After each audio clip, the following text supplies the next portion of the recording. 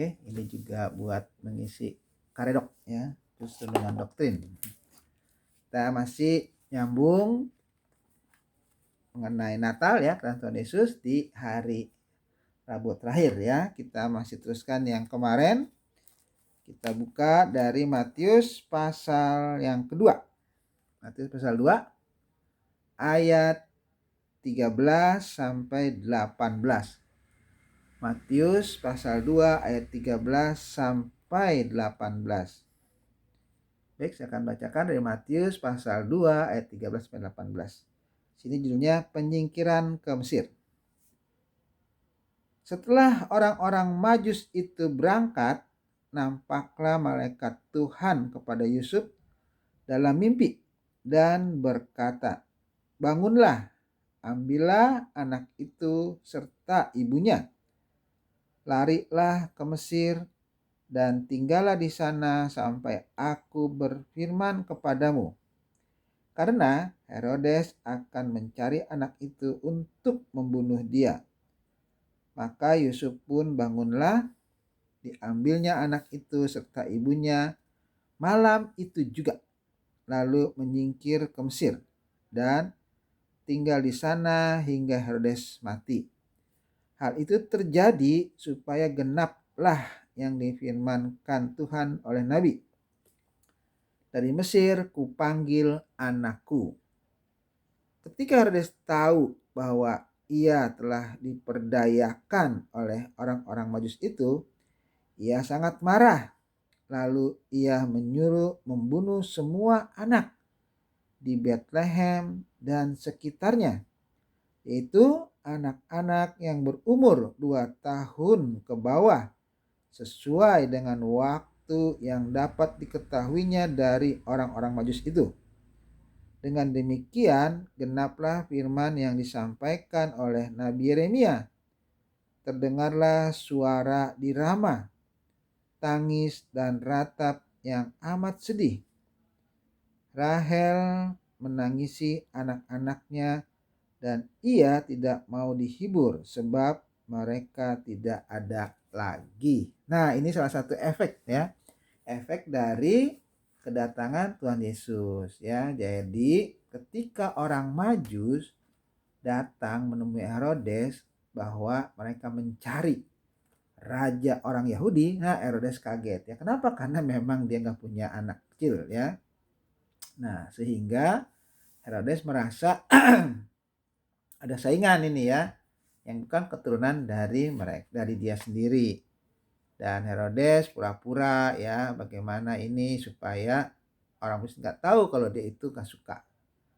Sehingga dia mencari informasi ya, mengumpulkan ahli Taurat dan imam. Dan didapatilah bahwa yang dicari oleh orang Majus itu adalah Mesias ya, yang baru lahir, dengan kutipan ayat dari Mika 5 ayat 1.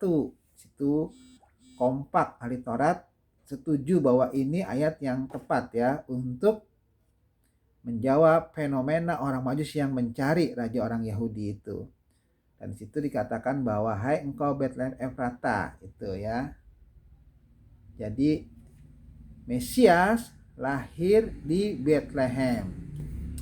Nah, sehingga ketika sudah tahu seperti itu, Herodes menemui orang Majus dan mengatakan bahwa supaya mereka pergi ke Bethlehem mencari di sana, karena kan pada waktu itu mungkin banyak bayi yang lahir ya, jadi nggak tahu. Coba kamu cari di sana dengan seksama, dengan teliti, ciri-cirinya bagaimana lah itu. Nah, sehingga mereka dibiarkan pergi menuju Bethlehem oleh Herodes. Dan Herodes mengatakan kalau sudah ketemu, sudah yakin, nanti datang ke sini. Kasih tahu saya juga mau menyembahnya. Itu alasannya ya, mau menyembahnya. Ya, kemudian orang Majus pergi dan dia atau mereka dituntun oleh bintang khusus ya, bintang khusus yang memang ada hanya pada waktu Yesus lahir itu. Dan berjalan mereka mengikuti bintang itu ya, jadi nggak perlu cari-cari lagi. Akhirnya bintang itu berhenti tepat dikatakan di rumah di mana Yesus berada. Mereka masuk, mereka menyembah Tuhan Yesus yang baik itu, mereka memberikan harta benda ya, emas, kemenyan, dan mur. Nah setelah itu mereka mau pulang, tapi dalam mimpi dikatakan orang itu mereka dilarang kembali kepada Herodes, tapi harus melalui jalan lain ya, melalui jalan lain.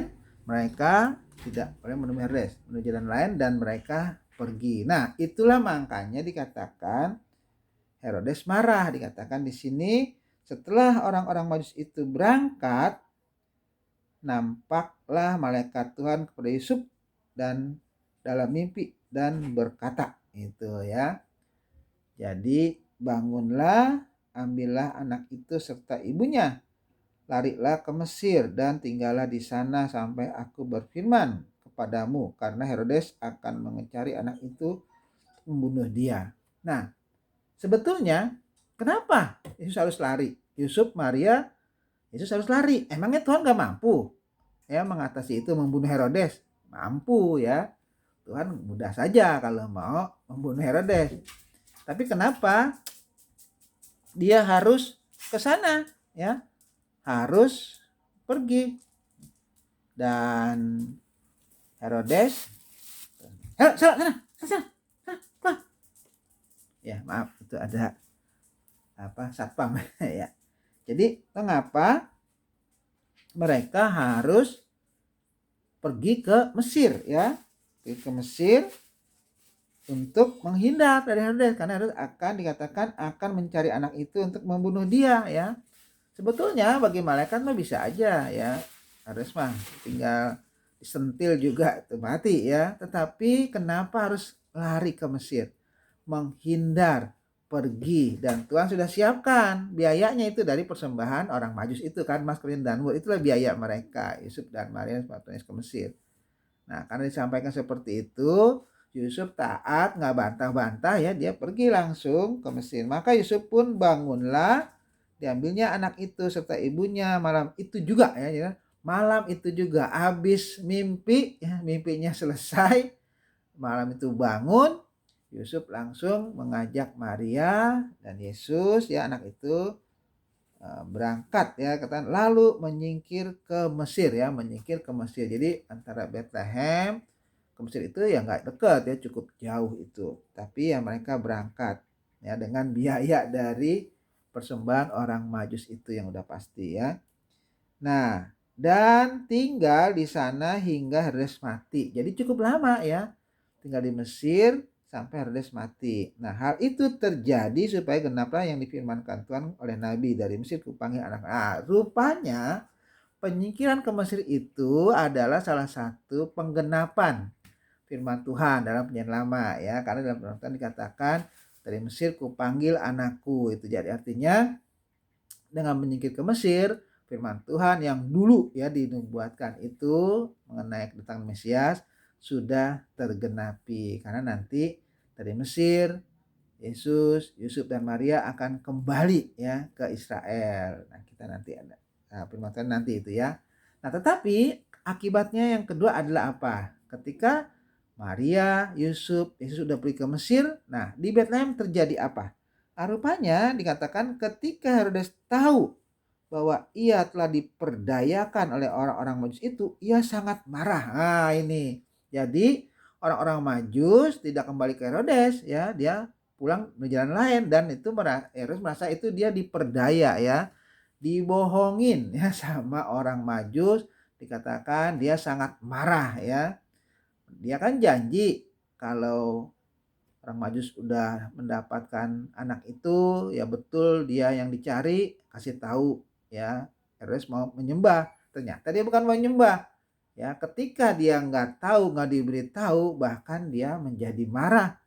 Nah kalau dia udah marah, apa tindakannya? Nah ini dikatakan lalu ia menyuruh membunuh semua anak di Bethlehem dan sekitarnya, yaitu anak-anak yang berumur 2 tahun ke bawah, sesuai dengan waktu yang dapat diketahuinya dari orang-orang Majus itu. Bayangkan kalau udah marah di Bethlehem pada malam itu, pada saat itu juga semua anak ya di bawah 12 tahun, di bawah 2 tahun dibunuh. Bayangkan itu, saking takutnya Herodes ya, sampai anak yang tidak bersalah ya harus mati. Ini seperti juga kalau kita ingat bagaimana di Mesir ya, Firaun membunuh anak laki-laki ya orang Israel.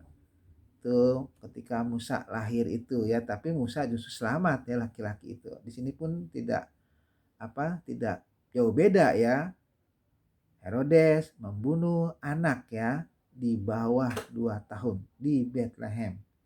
Seandainya di situ di Bethlehem ada ibu-ibu baru melahirkan 2 tahun itu, mungkin ada 10-20 orang, 20-20-nya juga dibunuh oleh Herodes. Ya itulah ya kekejaman dari Herodes karena saking takutnya dengan Mesias yang baru lahir. Dia pikir dengan seperti itu dia bisa mengatasi, padahal Tuhan jauh lebih hebat daripada Herodes itu. Dan dikatakan di situ juga penggenapan dari nubuat Nabi Yeremia bahwa terdengar suara firman ya, terdengar suara di Rama, tangis dan ratap yang amat sedih. Rahel menangisi anak-anaknya dan ia tidak mau dihibur sebab mereka tidak ada lagi. Nah, kematian anak-anak yang di bawah 2 tahun, apakah ini juga kesalahan Tuhan Yesus yang lahir? Oh enggak ya. Kenapa? Karena memang itu adalah untuk penggenapan ya. Memang harus terjadi. Yesus, Yusuf, Maria menyingkirkan Mesir memang harus terjadi ya. Menggenapi firman Tuhan. Pembunuhan anak di bawah 2 tahun di Bethlehem juga memang harus terjadi. Karena itu memang penggenapan dari firman Tuhan. Tidak ada yang salah, siapapun tidak bisa menyalahkan.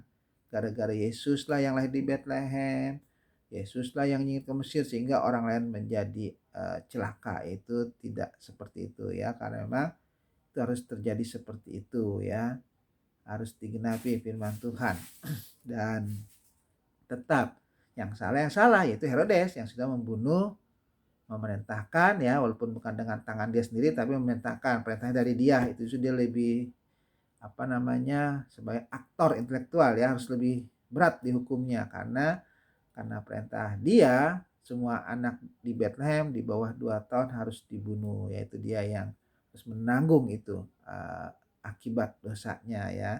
Yang jelas di sini bahwa kita lihat bagaimanapun ya cara iblis untuk menggagalkan ya program Tuhan dengan kedatangan Mesias ya yang akan menyelamatkan kita nanti, yang akan mati di kayu salib ya. Tuhan tetap menjaga dan memeliharanya sehingga program Tuhan berjalan dengan baik ya. Yesus tetap hidup ya, dia tetap tidak bisa tersentuh ya oleh orang-orang jahat yang dipakai oleh iblis. Jadi di sini kita bisa lihat bahwa apapun yang direncanakan oleh orang-orang yang bermaksud tidak baik ya, Tuhan pasti punya rencana yang jauh lebih baik dan dia pasti tidak akan tinggal diam dan dia pasti akan bertindak sesuai dengan kekuasaannya. Begitu juga dengan kita ya, dengan kita melihat bagaimana Tuhan menyertai Yusuf, Maria dan Tuhan Yesus, dia juga akan menyertai kita ya sepanjang tahun ini. Kita bisa melihat ya, mereview ke belakang itu ya. Kalau di TV itu ada kaleidoskop gitu ya, bagaimana sepanjang 2021 Tuhan sudah banyak memberkati kita ya. Pengalaman-pengalaman yang kita alami biar itu menjadi pelajaran buat kita untuk masuk lagi nanti di tahun 2022 yang akan kita hadapi ya bersama-sama dengan kekuatan dari Tuhan. Itu aja firman Tuhan. Kita akan